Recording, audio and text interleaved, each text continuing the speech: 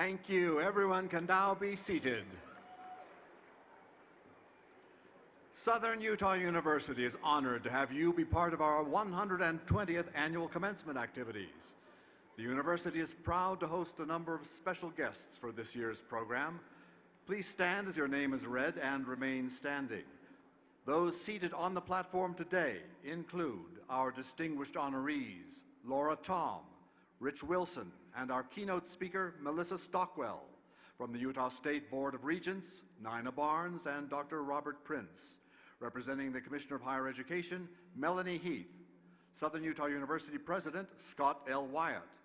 From the SUU Board of Trustees, Chair Eric Levitt, Vice Chair Sherry Hansen, Trustees Rich Christensen, Dr. Shannon Dulaney, Marshall Erb, Marilee Eyre, Demia Lamar, Scott Johnson, Michael Wanker, and Jody Hart Wilson.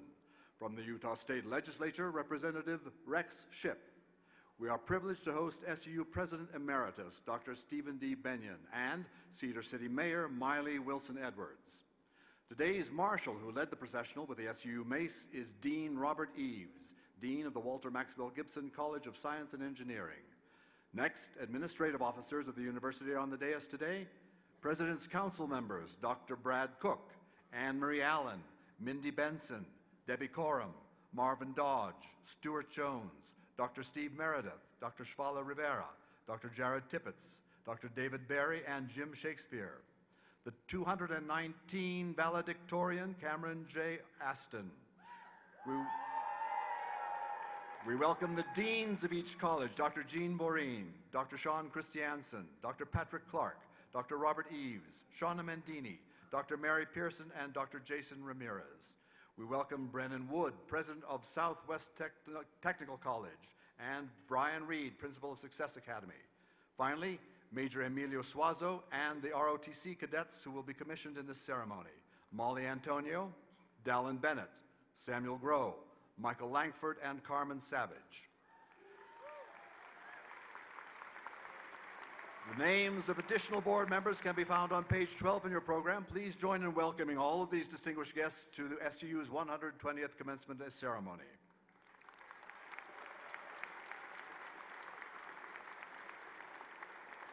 We now ask all to arise. The posting of the colors will be completed by the SUU Army ROTC, and then the national anthem will be performed by Emily Dimond, music and vocal performance major from Henderson, Nevada, Macey Naumann, music education, choral education major from Pleasant Grove, Utah, and Claire Robinson, music and vocal performance major from Pleasant Grove, Utah.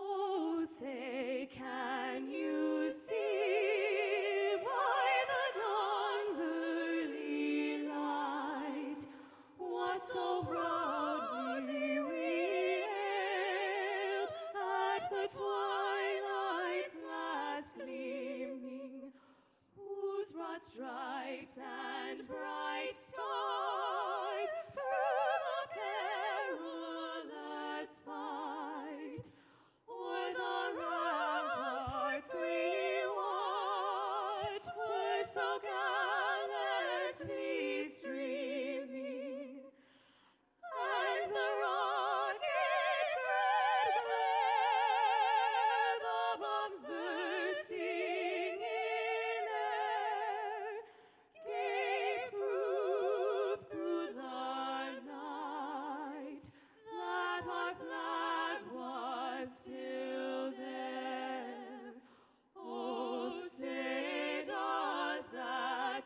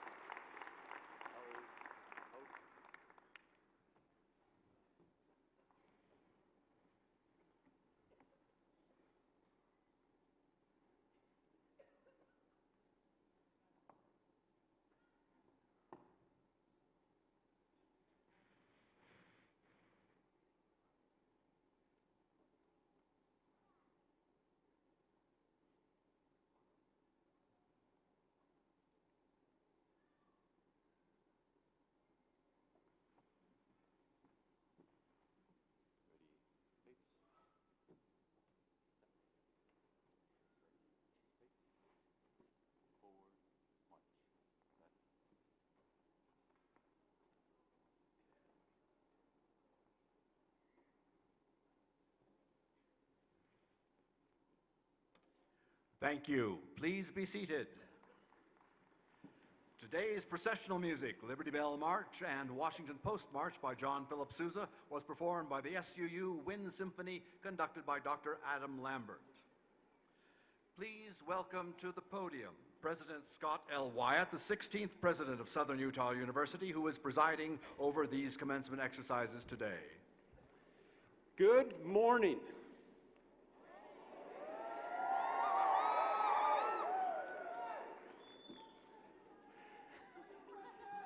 And we love you.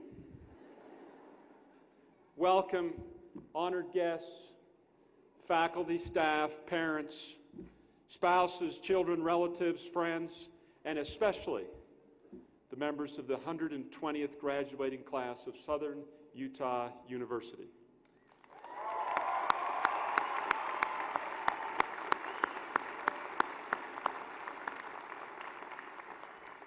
A special thank you to Dr. Adam Lambert for the beautiful processional music and Emily, Macey, and Claire for the national anthem.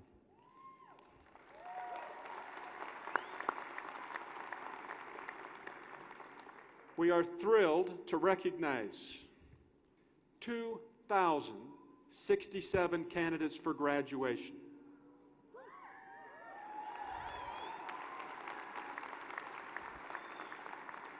That's 491 master's degree, an increase of 11% over last year.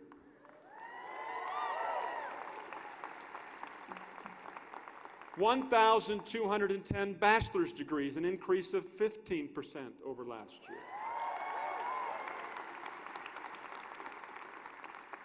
349 associate degrees and 17 certificates.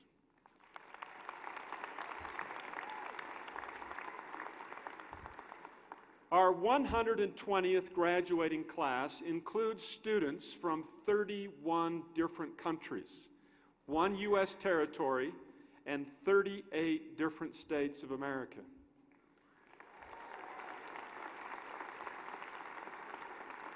Our youngest graduate is 17, and our oldest is 66. And we are in Utah. There are 54 married couples graduating together today. You can read more about this class on page 37 of your program. It is now my pleasure to introduce our university's valedictorian, Cameron J. Ashton, mechanical engineering major from Fredona, Arizona. Cameron, will you please stand?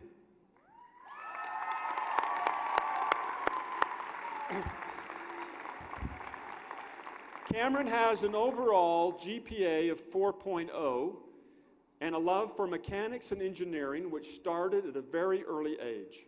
His passion for all things related to motors led him to beginning his education at Southwest Tech, where he graduated at the top of his class.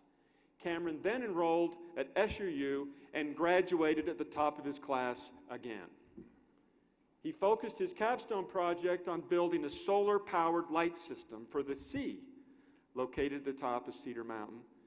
Cameron says he loves to learn and plans to continue learning everything he can about engineering and other aspects of science.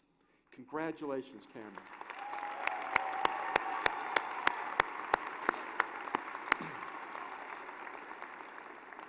Many people have dedicated their professional lives to Southern Utah University and to your success here today.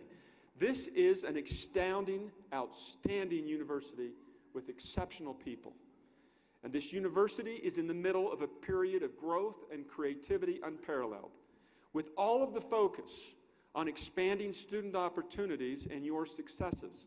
This year we have completed the first of its kind in the nation, fully accredited dual enrollment program with Southwest Tech.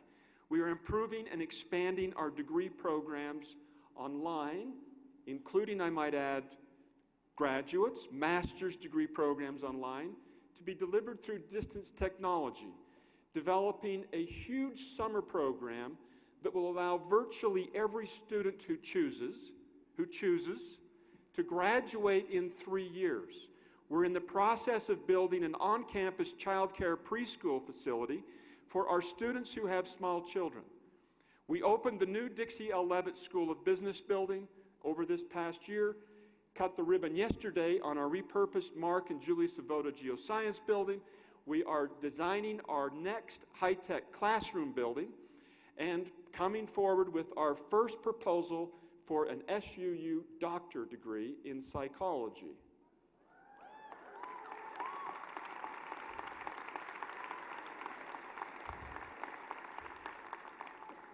As has been said, take your vitamin pills. We're speeding up. Last night, we recognized 17 of our distinguished faculty and staff. You can find their pictures in a biographical sketch of each one in your program. Sometime today, please take a look at these wonderful people here at SUU who exemplify our faculty and staff who have been so helpful to you in reaching this milestone of life.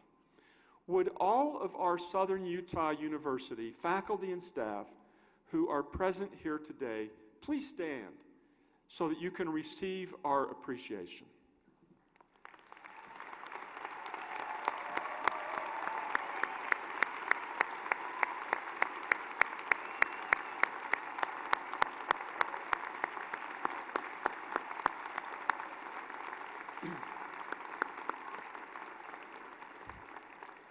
We will now hear a musical selection, Climb Every Mountain by Rodgers and Hammerstein, performed by Southern Utah University choirs, conducted by Macey Naumann, directed by Dr. Crystal McCoy, and accompanied by Tracy Bradshaw.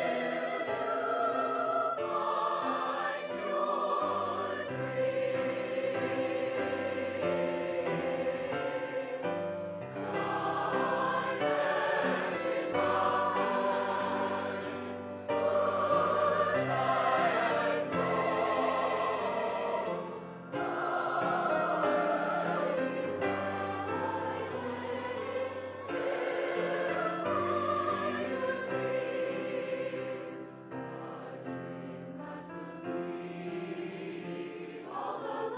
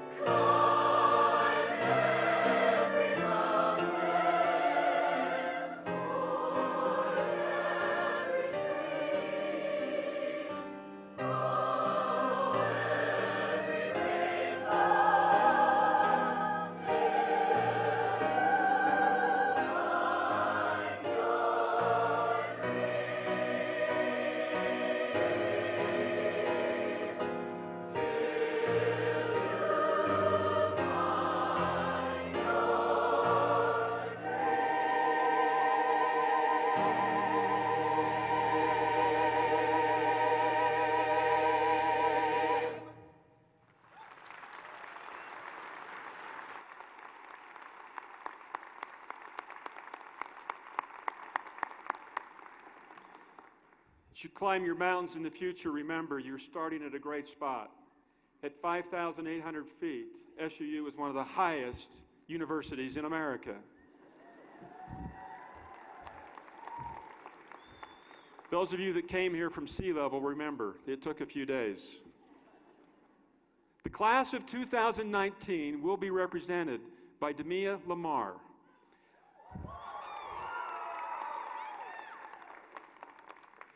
Demia is from Roy, Utah. Today she will receive a degree in philosophy and political science with a minor in legal studies. Demia just finished her service as our student body president. She was a member of Alpha Phi International Fraternity, the Philosophy Club, the Black Student Union, and Order of Omega. She is the current Miss Southern Utah, USA. After graduation, Demia will move to Madrid, Spain to teach English, and upon her return, intends to go to law school. Demia.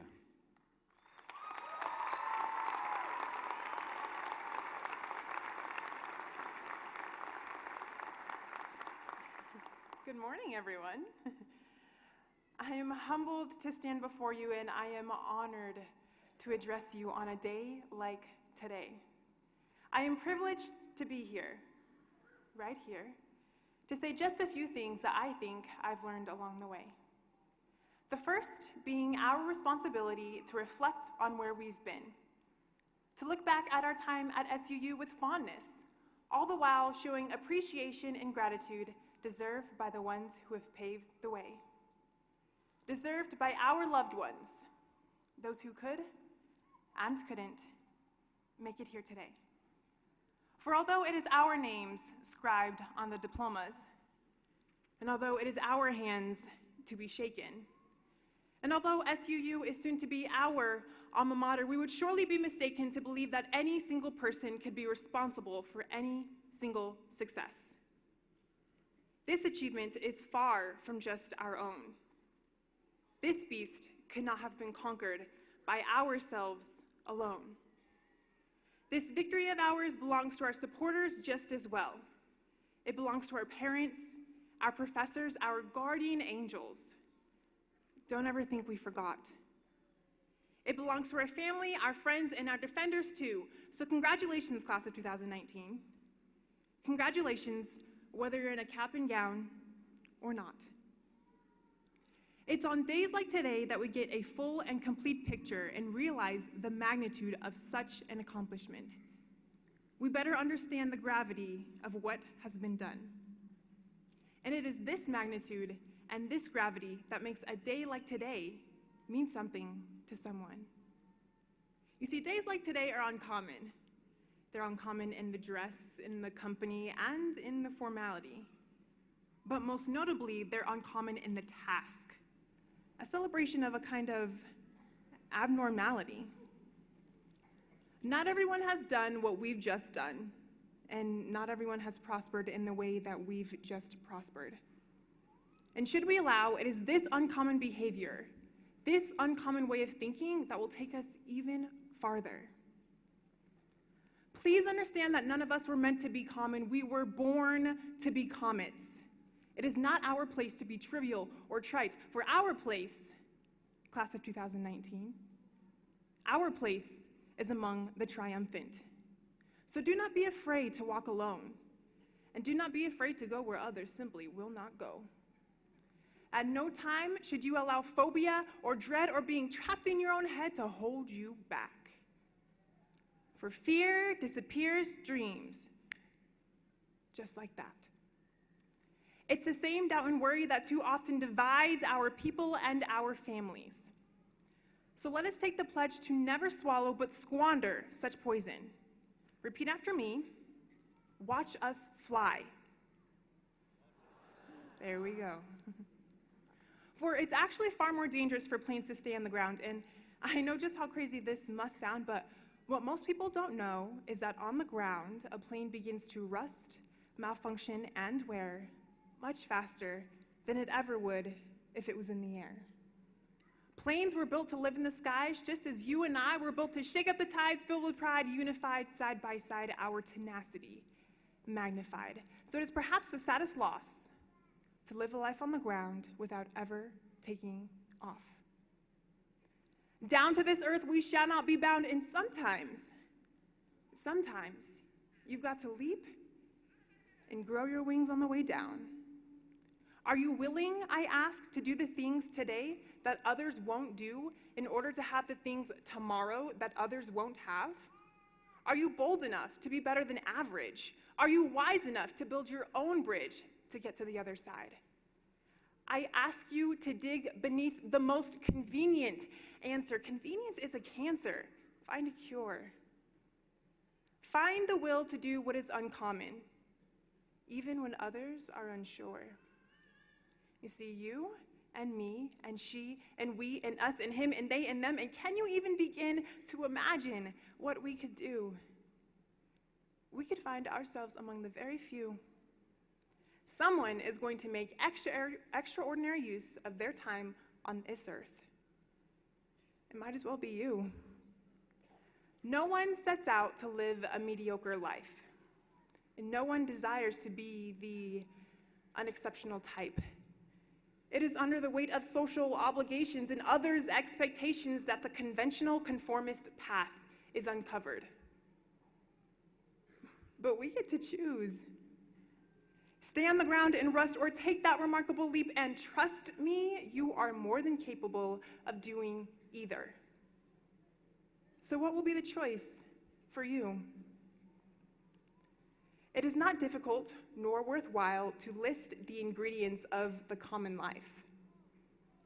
We see it often, but it's on days like today that we decide to go further than what others might suggest, to do even just a little bit more in order to surpass the rest, to be better tomorrow than what today we might consider to be our very best.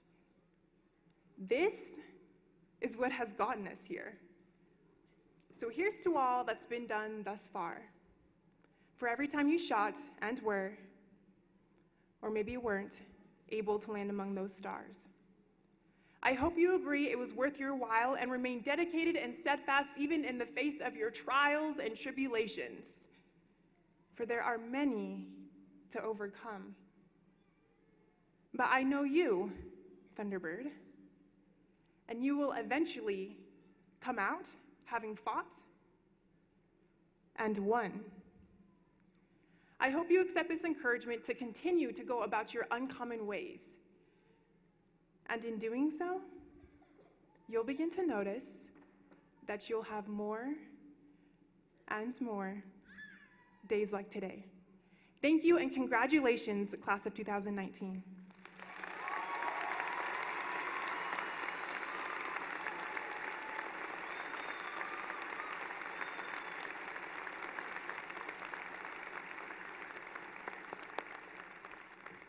Thank you, Demia, for that terrific message. In public recognition of distinctive contributions, Southern Utah University confers honorary doctorate degrees upon those individuals who have been recommended by the Southern Utah University Board of Trustees under authorization of the Utah State Board of Regents. Today we honor 3 individuals: Laura E. Tom, Rich Wilson, and Melissa Stockwell.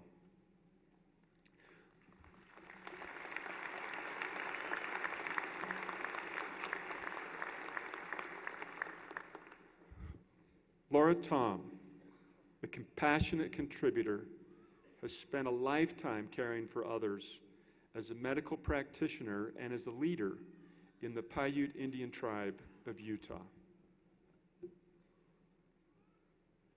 Lora Tom determined early in her life that she wanted to help her brothers and sisters in the Paiute Indian tribe of Utah and the Cedar Band of Paiutes, and for more than 25 years she has done so in the health field and in managing the varied affairs of the tribe and the Cedar Band over the decades.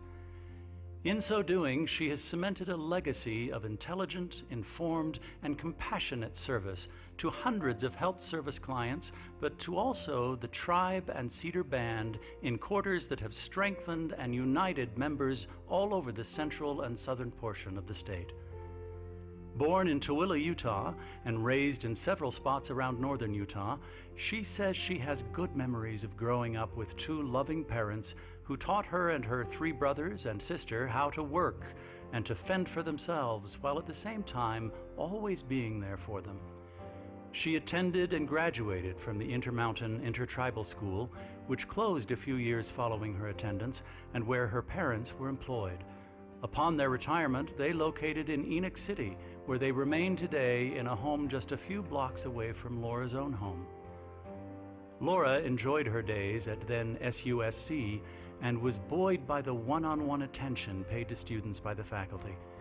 She went on, however, to earn medical assistant certification in Salt Lake City and begin a career that saw her provide home care and other health services to tribe members. Over the years, she has filled several roles in the wellness of her constituents and is today the Assistant Health Services Supervisor for the tribe. She considered it a great blessing in her first job as a community health representative that she was able to spend hours behind the wheel, driving to remote areas to visit with those who had little contact with others. The work taught her the importance of truly listening to others. She says drive time was cherished time to put her thoughts in order, to discern what was important in life, helping others. And, she says, she couldn't believe she was being paid to do such much appreciated work. Soft-spoken and thoughtful, Lora Tom has always had a clear vision of the potential of the tribe and band and articulates those thoughts with exceptional wisdom gleaned from much meaningful interaction with people from all walks of life. While she says that much of what she has done over the years falls into the category of marketing, she has accumulated a great depth of experience that has served as a potent bridge between her twin careers and health and as a leader of her people, so that all of her work is virtually of the same cloth. Among the grand lessons of her life are to always be fair, to focus on true communication, and to be alert to opportunities for growth. The expansion in the quality of life among her people has been a reflection of her personal growth, and she is ever cognizant that any group is made up of individuals and thus accords respect to all. As her leadership of the Cedar Band of Paiutes wound down 2 years ago, among her greatest accomplishments, for which she characteristically offloads credit to others, was the establishment of the band's trading post at Exit 51, a continuation of the spirit of self-improvement by way of economic growth. It has been so successful that a sister convenience store and gas station will soon be built nearby, with even more opportunities for band members to engage in commerce for personal growth as well as economic gain. Her early love of this institution was a primary motivator in forging a 2009 alliance with SUU that has resulted in greater numbers of Paiute youth enrolling and succeeding, thereby gaining the wherewithal to continue to lift themselves as well as others around them. Indeed, Lora has a long history of championing the youth of her tribe and band. For her unparalleled commitment to progress and advancement, and for her dedication to the health and wellness of others, the university today awards her a richly deserved Doctorate in Humane Letters honoris causa.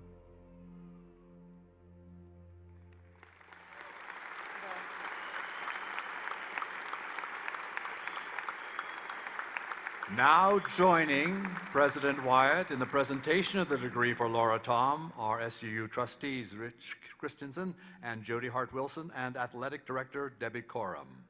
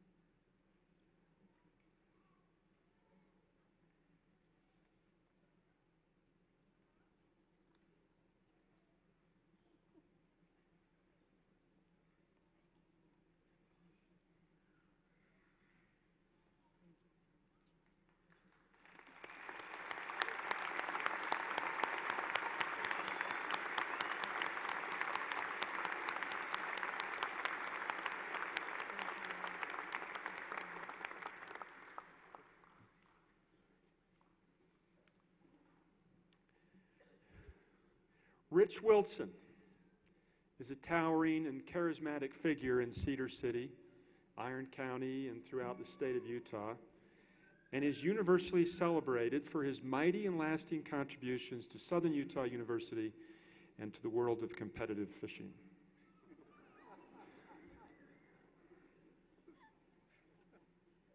Rich Wilson, over nearly half a century, has become fixed in the fabric of Iron County, Cedar City, and Southern Utah University, and has made a definable difference in the lives of all associated with those entities. Ask him how he became the man he is, how he was able to bend life to his selfless will, how he was able to accomplish that which daunted so many others, and he'll tell you, from fishing. Richard Ray Wilson, of the third generation of family mainlanders who thrived in Hawaii, learned valuable 5 clues to lifetime success from fishing in the waters off Oahu's north coast. Be prepared, use good equipment, be very persistent, be patient, and be passionate. Those attributes, while certainly helping him land fish, led him to expertly serve people he sees as his family, his fellow human beings. Always a benevolently commanding personality in any group, his natural love of people has won over countless individuals to join him in improving life in his adopted hometown and its surroundings. He graduated from Utah State University, and while there met Linda Whetton of Cedar City, who was working on her master's degree. And he'll not hesitate to tell anyone that that meeting was the start of the best thing that ever happened in his life, even better than fishing.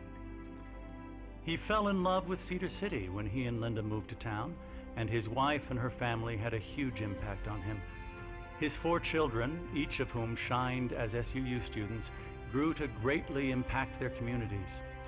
Lone daughter Miley is in her 2nd term as Cedar City's mayor, in fact, and her 3 brothers, Sean, Tony, and Cody, likewise achieved great success in life. Along the way, Rich learned that not only was he driven to make a difference in the lives of others, but that he loved doing so. His kindness and charity are legendary among Cedarians. A leader in the JCs, he was always happy to lend a hand to initiatives designed to improve the quality of life. He is renowned, too, for his exceptional generosity to restaurant servers. He was a valued member and leader of planning and zoning commissions for both the city and county, and was highly active in political leadership as well. Later, he took his place among the area's most successful developers and housing entrepreneurs, contributing richly to the economic life of the city while aiding others. However, his greatest contribution to the life of the university and its surroundings, and indeed the entire state of Utah, was his inspiring leadership of the Utah Summer Games in its first decade of existence.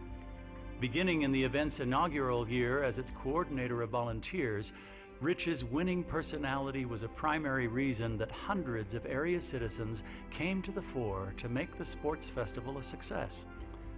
His achievements vaulted him to the USG director's post the following year, and alongside Gerald R. Sherritt, he led the event to unimaginable prominence and inspired nearly 36 other states to follow suit. His creation of international athletic events on campus astounded even the most practiced of sports organizers and placed the university and city in the minds of sports fans all over the world. Beyond his USG exploits, Rich was a pivotal force in securing contributions for the Skaggs Center and the expansion of Eccles Coliseum on campus, making continued impact on the fortunes of the institution. In his church work, he spent years as a leader of young married couples, and his compassion for others drove him to aid in housing and other needs for those under his caring eye.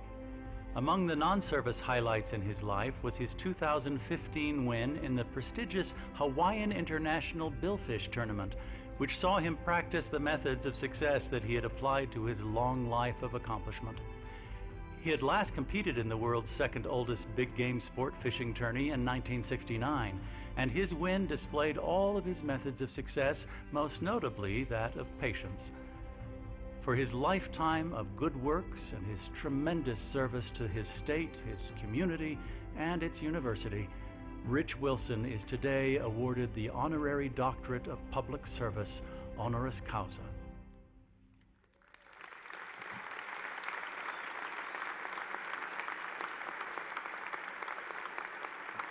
Now joining President Wyatt in the hooding of Rich Wilson are SU Trustee Chair Eric Levitt, Trustee Mike Wanker, Vice President of Advancement and Enrollment Stuart Jones, and Mayor Miley Wilson Edwards.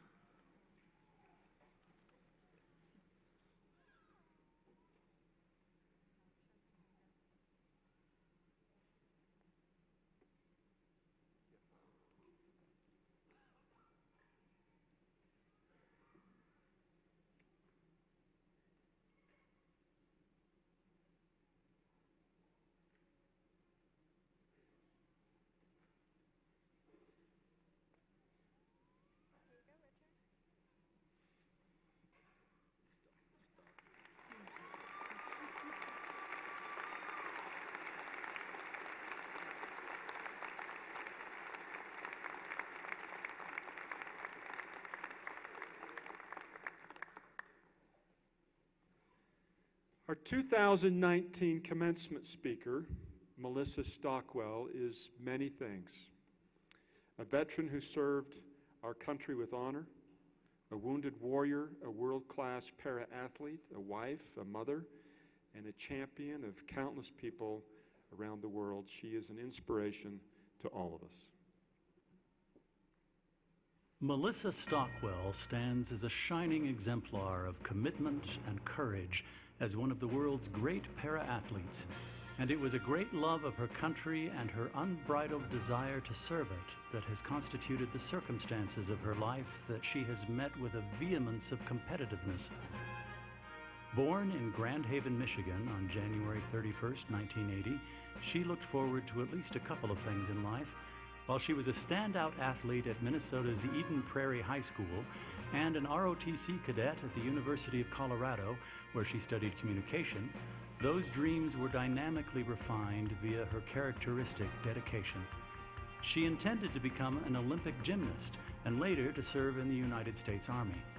It was her commission as an officer in the Transportation Corps that led her to service in the Iraq War, service that 3 weeks after her arrival cost her a leg to a roadside bomb as she led a convoy through Baghdad. She was the first U.S. female combatant ever to lose a limb in a war. While her military career came to a close, she was not, however, giving up her dreams to compete athletically on the world stage, and she was not giving up on her quest to serve others.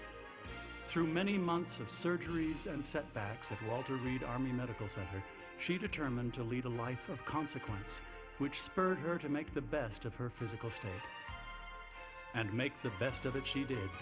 Just 52 days after she lost her leg, she walked on its replacement, and after skiing down the slopes of Breckenridge, Colorado on one leg, she knew that whatever barriers she might have imagined were not insurmountable. She dove headlong into adaptive sports and undauntedly embarked on the highly arduous life of the para-athlete. In 2008, she became the first Iraqi war veteran to qualify for the Paralympics, becoming a member of the swim team in the Beijing Games. Then, after choosing an even greater challenge as a para-triathlete, she became a 3-time world champion and 4-time U.S. champion, earning a bevy of awards, including being twice named Athlete of the Year in that field. She spun off that success to become an Ironman triathlete, shining in the 2.4-mile swim, the 112-mile bicycle race, and a full marathon run of 26.2 miles. In 2016, she won the para-triathlon bronze medal in the Rio Paralympic Games. Not content to merely shine athletically, Melissa had determined early on in her post-Army life to aid others who have lost a limb, and she enrolled in the Prosthetic Practitioner Program at Century College in Minnesota, where she learned to fit other amputees with artificial limbs. She was named the program's exemplary student upon her 2007 graduation and delivered the student address that day. Since, she has become a much sought-after motivational speaker and has spoken at companies such as Hartford, Deloitte, General Motors, BP, the Chicago Bears, Coldwell Banker, and numerous others. She currently lives in Colorado Springs, Colorado, with her husband Brian and children Dallas and Millie. Melissa is training with hopes of competing as a paratriathlete at her third Paralympic Games in Tokyo in 2020. She is a Level 1 triathlon coach and co-founder of Dare to Try Paratriathlon Club, a nonprofit organization helping introduce athletes with physical disabilities to the sport of triathlon. Melissa has served on the board of directors for the Wounded Warrior Project and is currently on the USAT Foundation and chair of its USAT Women's Committee. Our 2019 commencement speaker, who today becomes a Southern Utah University Doctor of Humane Letters honoris causa, is a woman deserving of respect, celebration, and gratitude, all of which we are pleased and proud to convey.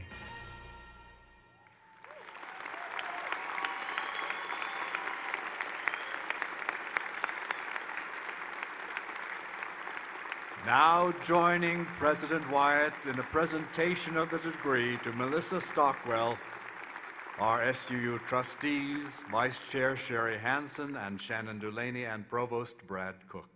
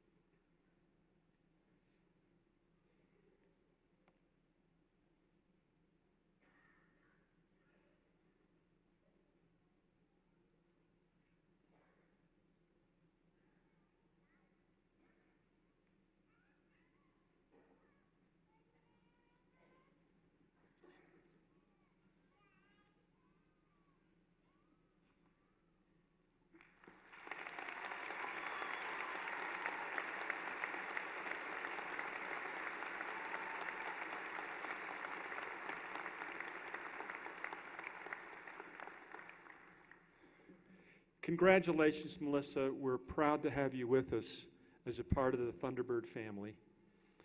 Please welcome, ladies and gentlemen, our 2019 commencement speaker, Melissa Stockwell.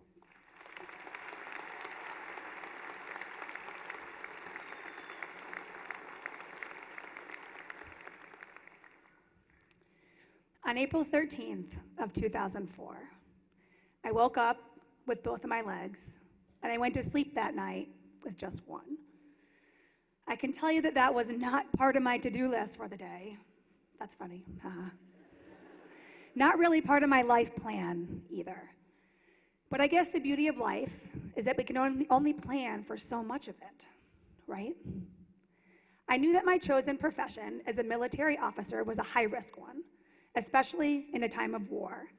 But I joined the Army because I love our country. I wanted to give back, regardless if it was peacetime or wartime. And you never think that something like losing a limb will happen to you until it does. When I woke up in the Baghdad emergency room on that fateful day, my ears were still ringing from the deafening noise of a bomb. I could still smell the metallic smell that only a bomb could produce. And I still had parts of my desert camouflage uniform scattered around me. I asked the surgeon who was standing next to me, did something happen to my leg? I knew something had, but I didn't really know the extent of it. He looked at me and said, it's gone. You don't have it anymore. And what I should have said is, well, can you look again? But instead, his words passed over me as though they were just a simple, everyday comment. It wasn't until the surgeon handed me a phone to dial up my parents, and I heard the agony that only a mother can convey as he told them through the phone that I had lost my left leg in a war to a roadside bomb. As a mother now, I can imagine it as a worst nightmare. And it was then that I realized the severity of the situation. But I was alive, right? And looking back 15 years, I realized how defining a moment that was. We all have defining moments in life. Sometimes it just takes a little reflection to find them. But in that moment, hours after losing my leg, I made a conscious decision to accept what had happened. Yes, I had lost my leg, but I still had my life. Getting to Walter Reed Army Medical Center, where at the time is where all the severely wounded soldiers went from Iraq and Afghanistan, is one of the best things that could have happened to me. Not only for the medical care I received, but the perspective it gave me. Looking around and seeing other soldiers missing 2, 3, 4 limbs, their eyesight, traumatic brain injuries, I was one of the lucky ones. I only lost one leg. I had my life. I was told I was the first female to lose a limb in active combat. Certainly not a title I ever strived to have. But as I worked along in physical therapy with other soldiers who had worn similar military uniforms, we were all trying to find our new normal, and gender was the least of my worries. The staff at Walter Reed were incredible. So were my family and friends who dropped everything they were doing to come to my bedside, oftentimes reassuring each other that things were going to be okay. Eventually, I started to gain my strength back, and then I got fit with my very first prosthetic leg in a series of castings and measurements. And then a few days later, they handed me this piece of plastic and metal, and they said, "Here, this is your new leg. Now walk." That was my new normal. So walk I did. First in the parallel bars, and then crutches, and then a cane, and then the day came where I realized that I would be independent. My life would go on. I chose to take advantage of all the opportunities that came from being at Walter Reed. Organizations whose mission were to come into our hospital rooms and get us out doing things we never thought we'd do with 2 legs, much less with 1. Before I knew it, I was out in Colorado learning to ski again, this time on 1 leg. I completed the New York City Marathon on a bike that I powered with my arms. Doing these things and realizing that I could still be an athlete. And after being an athlete my whole life, I longed to be one again. When somebody came to Walter Reed and put a presentation on about the U.S. Paralympics, I sat there and listened as they told me that if I trained hard enough and dedicated myself, that I could compete on the world's biggest athletic stage at the U.S. Paralympics. And I could represent a country that I defended over in Iraq. It was a no-brainer. Somehow, some way, I was going to be a Paralympian. But first, I was medically retired from the Army with a Bronze Star and a Purple Heart and set my sights on trying to qualify for the 2008 Beijing Paralympic Games. I joined a swim team where I was the only one missing a leg. I spent hours in that pool dedicating myself to a dream. And guess what? It worked. Almost 4 years to the day after losing my leg, there was a Paralympic trials, and I was a total long shot to make the team. My times were anywhere close to where they needed to be. But I had the swim of my life. And when I touched a wall in that 400 free, set the new American record and punched my ticket to Beijing. And the next day when they announced a 2008 Paralympic swim team, and my name was on it. The whole journey from Baghdad to Beijing, it all came full circle and just seemed to make sense. I had high hopes for my performance in Beijing, but as can happen in life, things didn't really go as planned. I didn't make finals, I didn't have best time, and at the end of the meet, all I got was this dang participation medal, which I wanted to chuck out the window at the time because I had come all that way, and that's all I got. But I learned an important lesson. And I want you all to remember this.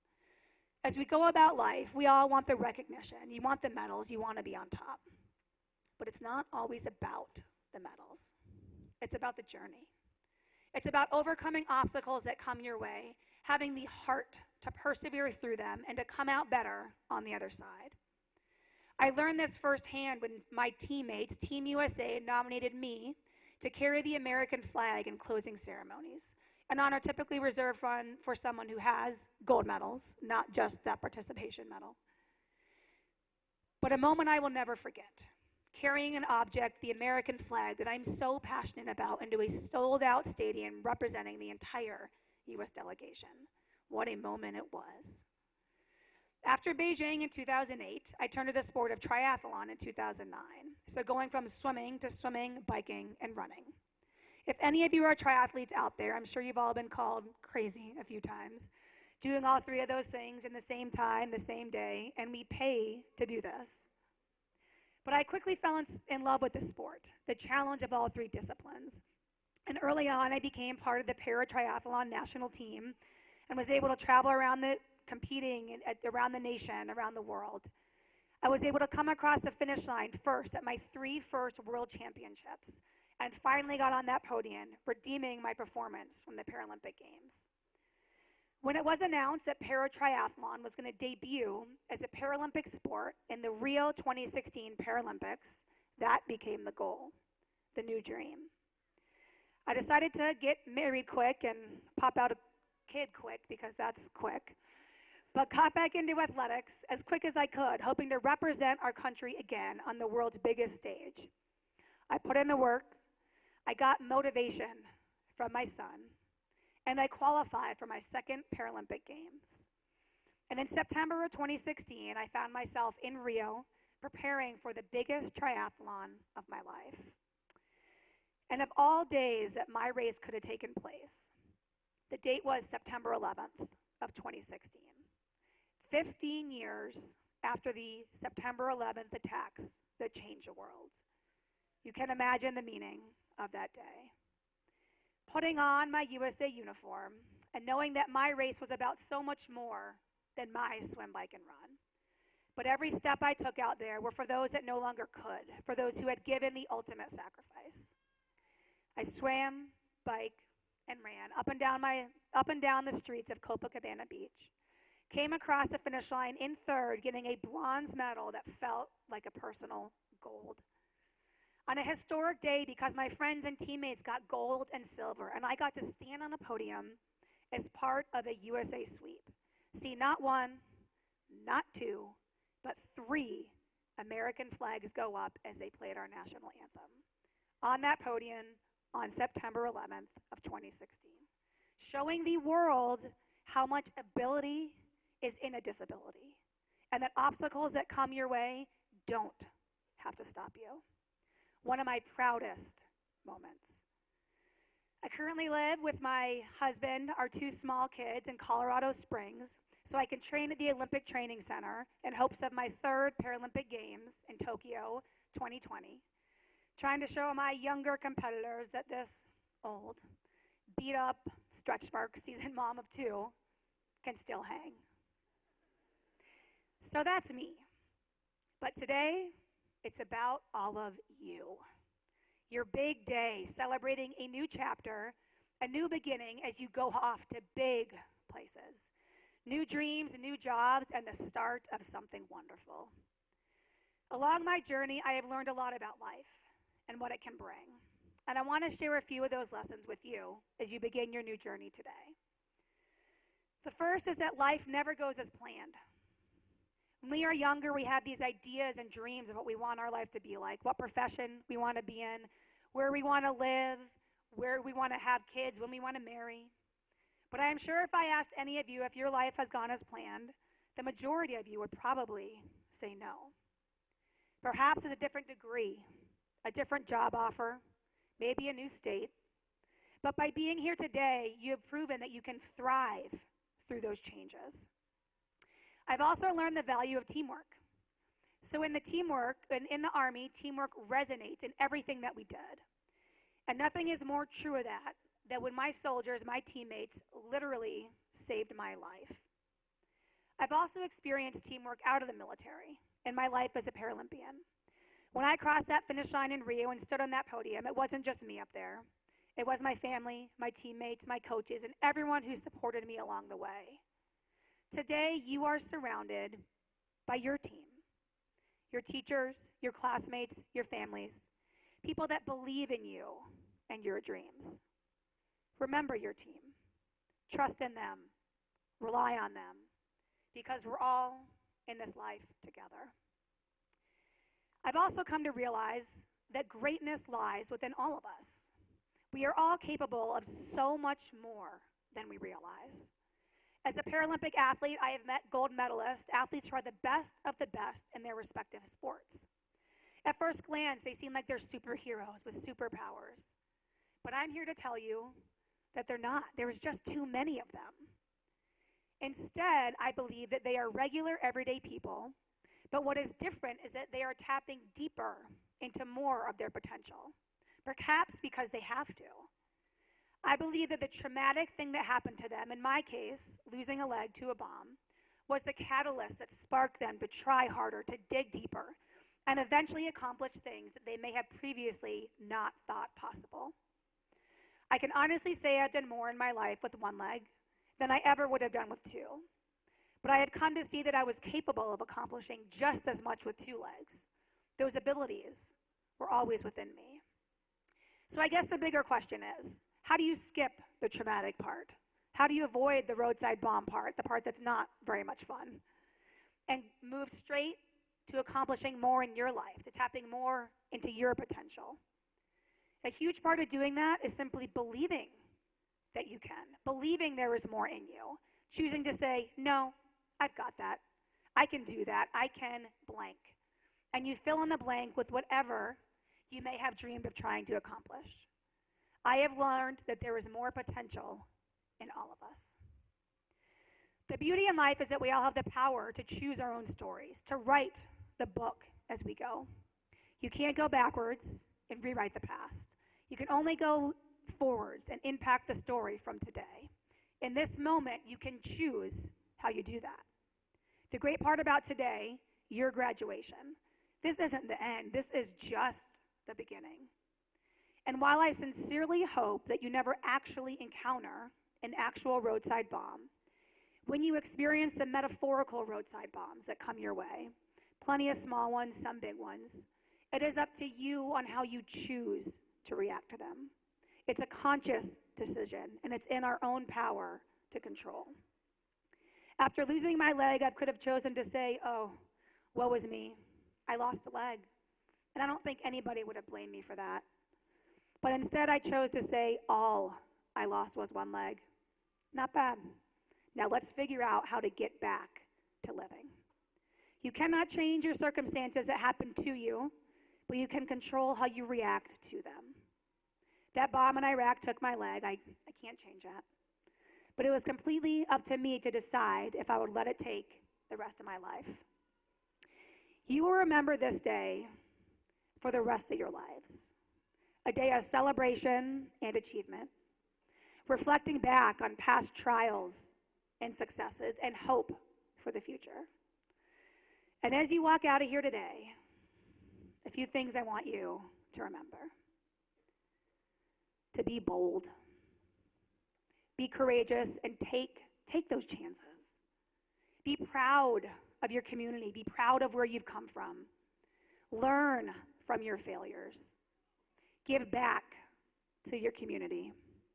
Take the opportunities that are presented and that are in front of you.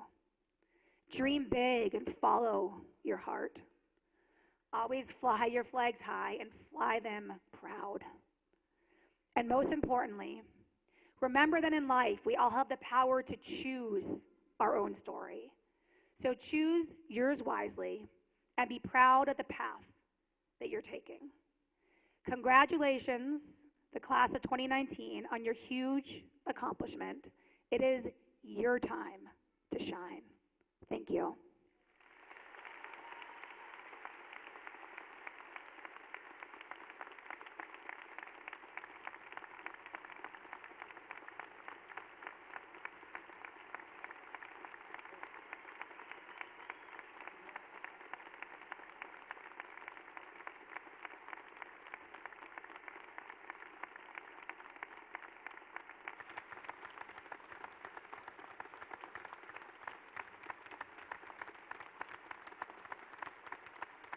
Thank you.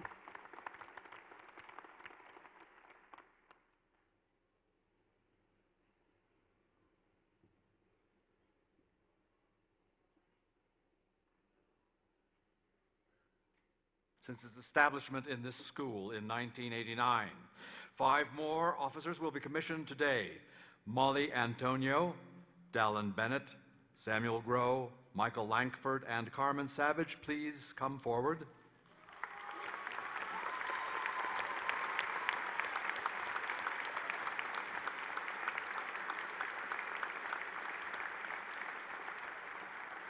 It is fitting that our commencement speaker and military veteran, Melissa Stockwell, will ceremoniously commission our ROTC cadets. Please raise your right hand and repeat after me. I state your name. I, Michael Lankford, I, Carmen Savage. I, Molly Antonio. I, Dallin Bennett. I, Samuel Grow. Having been appointed an officer in the Army of the United States, In the Army of the United States. in the grade of second lieutenant, in The grade of second lieutenant. do solemnly swear Do solemnly swear. that I will support and defend That I will support and defend. the Constitution of the United States The Constitution of the United States. against all enemies, foreign and domestic. Against all enemies, foreign and domestic. That I will bear true faith and allegiance to the same. that I will bear true faith and allegiance to the same.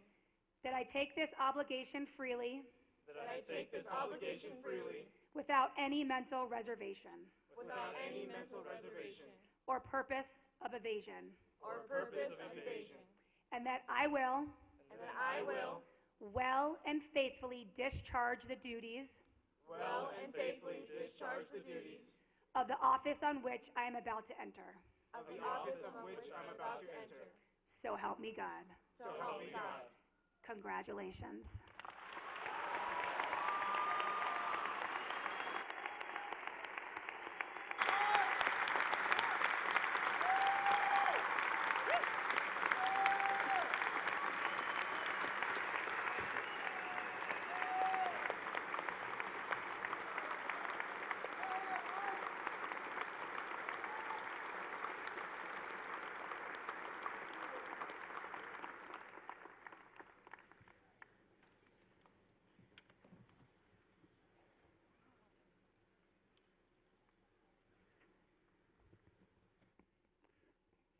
Could we have some house lights? Would every woman and man who has ever put on the uniform in service of our country please stand?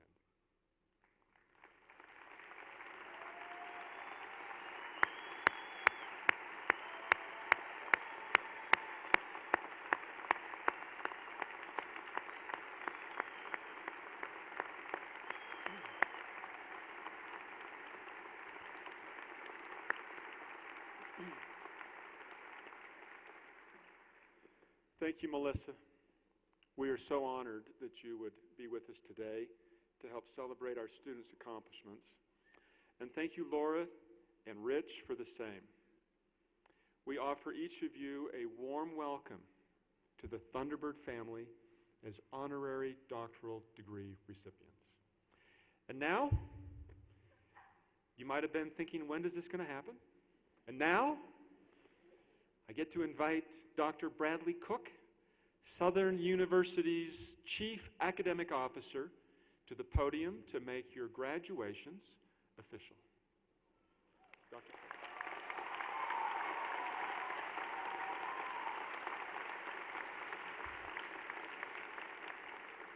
This is where it gets fun, right here. This is what it's all about.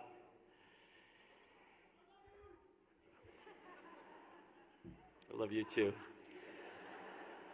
The Board of Regents of the state of Utah has authorized Associate of Arts, Associate of Science, and Associate of Applied Science degrees.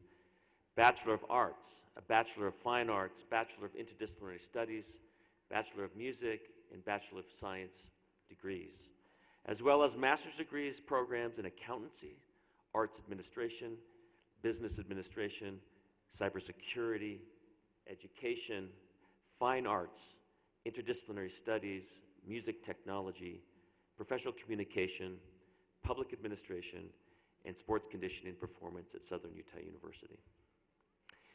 Would the candidates for graduation with associate's degrees please rise?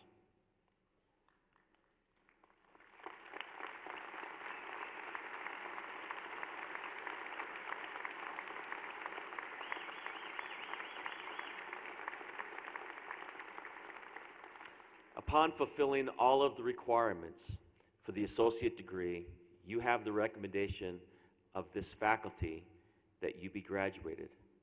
And by virtue of the authority delegated by the Utah State Board of Regents, I confer upon you the appropriate associate degree in your field of study. You may be seated.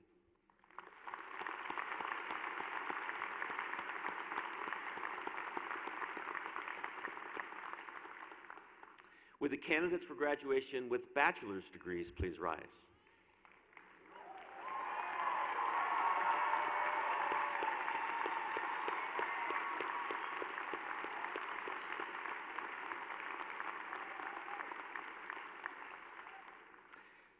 Upon fulfilling all of the requirements for the bachelor's degrees, you have the recommendation of this faculty that you be graduated. And by virtue of the authority delegated by the Utah State Board of Regents, I confer upon you the appropriate bachelor's degree in your field of study. You may be seated.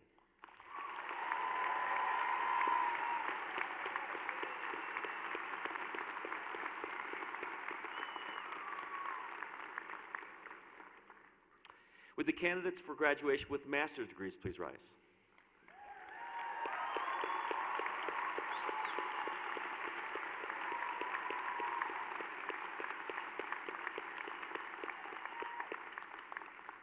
Upon fulfilling all of the requirements for the master's degrees, you have the recommendation of this faculty that you be graduated.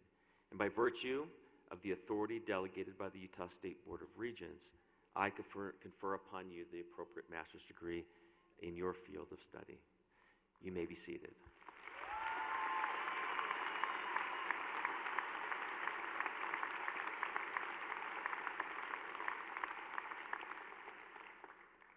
I know that the light needs to continue to shine on you and your accomplishments today, but I hope you might indulge me on one final request as your provost. This is my last commencement, and it's a very tender and sweet moment to see your accomplishments.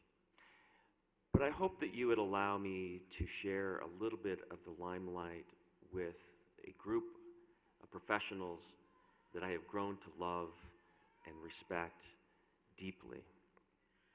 Can I ask our faculty to stand?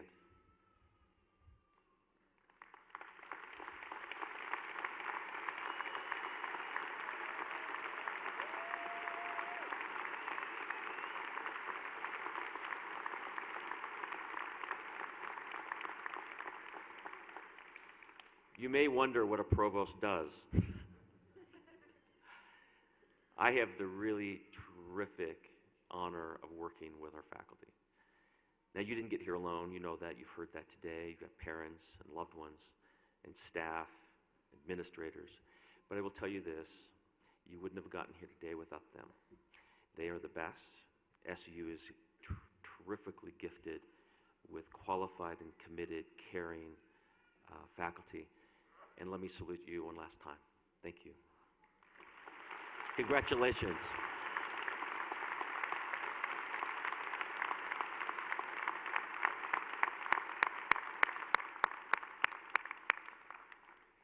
And thank you, Dr. Cook. This is his last official act. He's been transferred up to Snow College, beginning his job as president of Snow College in 2 weeks, I think.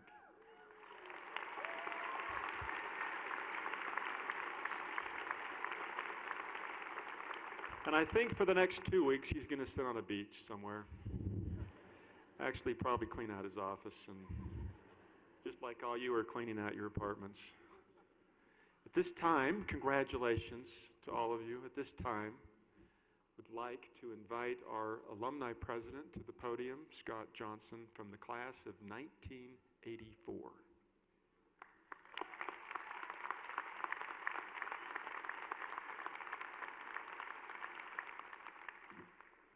Thunderbird Nation, congratulations, you did it. Come on. This is an amazing day, your day. Take a look at that picture up there. That photograph was taken almost 4 years ago in August of 2015. How many of you are in that photo? Well, whether you're in that photo or not, think of all the events that have transpired in your educational journey since that time. Today, you become a member of 55,000 strong group of T-Bird Nation, the alumni of Southern Utah University. How does that sound? For the past few years, you've had the opportunity of enjoying a very unique and challenging educational experience. You are part of the grand legacy of our university. And I know the road hasn't always been an easy one standing here today. And while I don't know each one of you individually, I can sincerely say that I am proud of each one of you and your tremendous accomplishments. Take mental pictures today. Take physical pictures. Do whatever you can to ensure that you remember this day as vividly as possible. Take a look at that guy up there. Look at his excitement. I can feel your excitement today. Graduation is traditionally a time of reflection. Think of the rich and remarkable heritage of SUU. Our founders are truly legends who braved severe mountain snows and seemingly impossible odds to secure the lumber to build the very first building here on campus. Think of the sacrifices those individuals made for this university to be here. Think of the sacrifices that you've made to complete your education here. Sometime today, take a moment to reflect upon your time here today. Soak in this special place. I challenge you to take a picture by Old Sorrel to remind you of this history. And let's be really honest. Old Sorrel might remind you of a kiss. Might have been a special kiss, or maybe not so special. I'm assuming we've got some true T-Birds in the house tonight, or today, is that right? Always be proud of who you are today. You are now an SUU alumnus. This campus is a place where extraordinary individuals have preceded us, a place that believes in its graduates, that believes in you. Stay involved, stay interested, and please stay in touch. Today at your individual convocations, you'll receive your alumni card. Keep it and use it often. And please keep wearing red on Fridays. Now finally, as your Alumni Association President, I have the distinct privilege and honor of officially inducting you into the Southern Utah University Alumni Association. As alumni, we represent the very essence of SUU and pledge to be proud examples of our alma mater through service, loyalty, and generosity. Class of 2019, please stand with me and prepare to remove your tassels from right to left. Make sure you're correct. When I count to 3, then you can give yourselves a big congratulatory cheer. As you leave campus today, I want you to keep one thing in mind. Once a T-Bird, always a T-Bird. We got to do that again. Once a T-Bird, always a T-Bird. Are you ready? 1, 2, 3.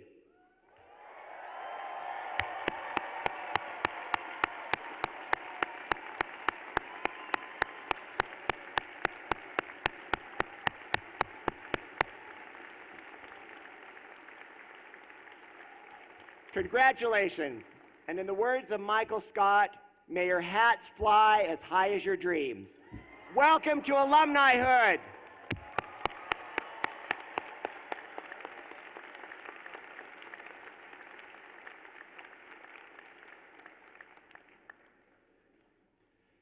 Okay, I need some little house lights. You are too beautiful of a sight, and it's time for a selfie. But I'm not going to be in it. I don't want to ruin the picture.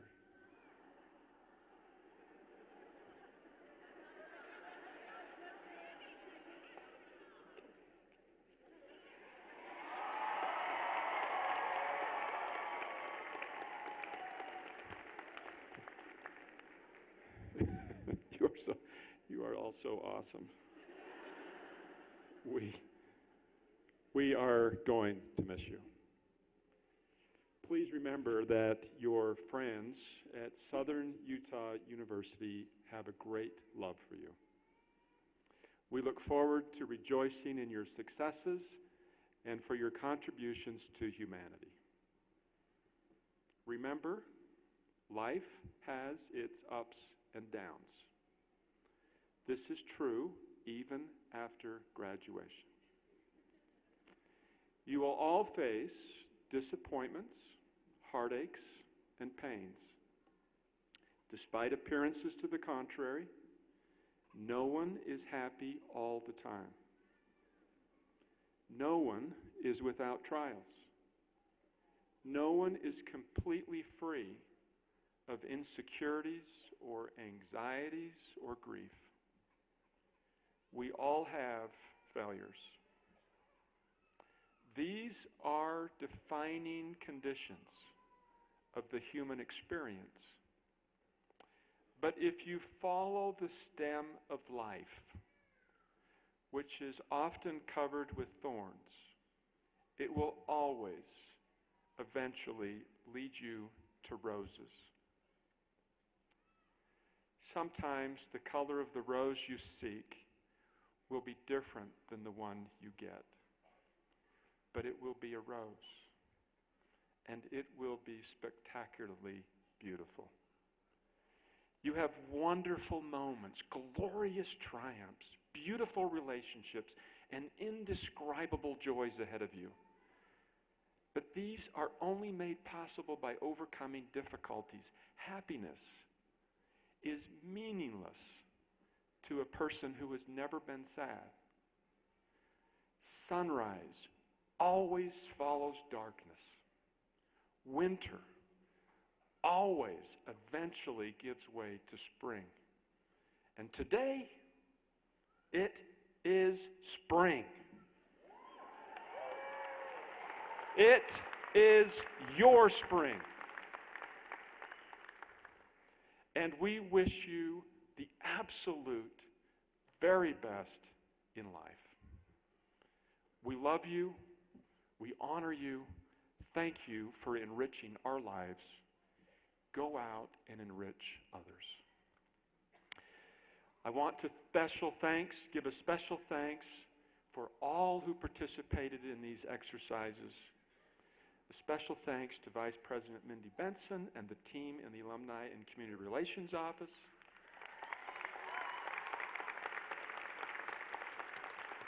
To the Commencement Committee for organizing these ceremonies. Thank you to Dr. Dan Frezza, our announcer, and to Tiger Funk and the amazing facilities team who keep our campus looking so spectacularly gorgeous.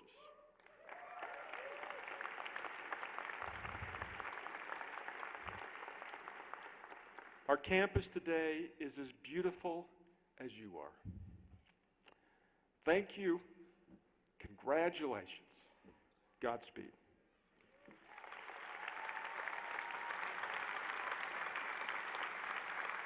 Please stand and remain at your seats as the platform guests recess from the Centrum.